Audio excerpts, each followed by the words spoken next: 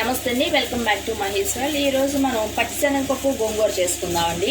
4 కట్టలు గోంగూర అండి, చిన్న కట్టలు. అలాగే ఒక 7 పచ్చిమిరపకాయలు తీసుకున్నాను, ఒక పెద్ద ఉల్లిపాయ, ఒక చిన్న కప్పుతో పచ్చిశనగపప్పు తీసుకున్నాను. శనగపప్పు శుభ్రంగా కడిగి పెట్టుకున్నానండి. అలాగే గోంగూర కూడా బాగా కడిగి ఉంచాను. ఉల్లిపాయ పచ్చిమిరపకాయ కట్ చేసుకోవాలండి. కట్ చేసుకున్న తర్వాత మనం గోంగూర ఉంది కదా, గోంగూర ఆకులు పెద్దగా ఉంటే కట్ చేసుకోవాలండి. పచ్చిశనగపప్పు ఎక్కువ నానబెట్టాల్సిన అవసరం లేదండి, అలా పప్పుగా ఉంటేనే బాగుంటుంది. ఎక్కువ నానితే పేస్ట్ లాగా అయిపోతుంది. ఇప్పుడు ఉల్లిపాయలు పచ్చిమిరపకాయలు వేస్తున్నాను, అలాగే గోంగూర కూడా వేసేస్తున్నాను. దీనిలో 1 స్పూన్ కారం వేస్తున్నాను, ఒక 1/2 స్పూన్ పసుపు వేస్తున్నాను. మనం పసుపు కారం వేసిన తర్వాత పైన ఇట్లా గోంగూర పెట్టేసేయాలండి. ఏ ఆకుకూర అయినా సరే మధ్యలోకి వేస్తే పసుపు కారం పైకి పొంగకుండా ఉంటుంది ప్రెషర్ వచ్చినప్పుడు.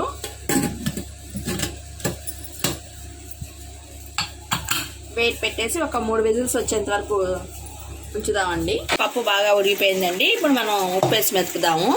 ఎప్పుడైనా సరే మనం పప్పు మెదిపేటప్పుడు దీనిలో నీరుంటే ముందు తీసేసుకోవాలండి, లేకపోతే పప్పు బాగా మెదగదు.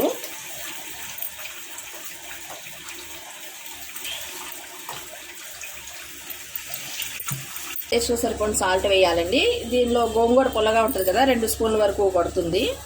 ఉప్పు వేసి మెదిపిన తర్వాత కొంచెం మనం ముందు తీసే నీళ్లు ఉంటే దానిలో వేసి కలిపేసుకోవచ్చండి. పప్పు తాలింపు పెట్టుకుందామండి. ఎండుమిర్చి వేస్తున్నాను,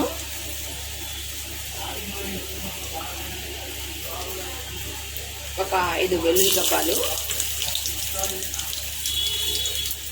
ఆవాలు, జీలకర్ర, మినపప్పు వేస్తున్నాను. ఉప్పు తాలింపులు ఇలా కట్ చేసిన ఆనియన్స్ కూడా వేస్తే బాగుంటుందండి. కరివేపాకు కూడా వేస్తున్నాను. ఉప్పు తాలింపుకి ఇంగువ బాగుంటుందండి, తాలింపు వేగుతుందండి. శనగపప్పు గోంగూర రెడీ అయిందండి. మామూలుగా పప్పు అయితే అంతా కలిసిపోతుంది కదా. లైక్ చేయండి, షేర్ చేయండి, సబ్స్క్రైబ్ చేసుకోండి. Thank you for watching.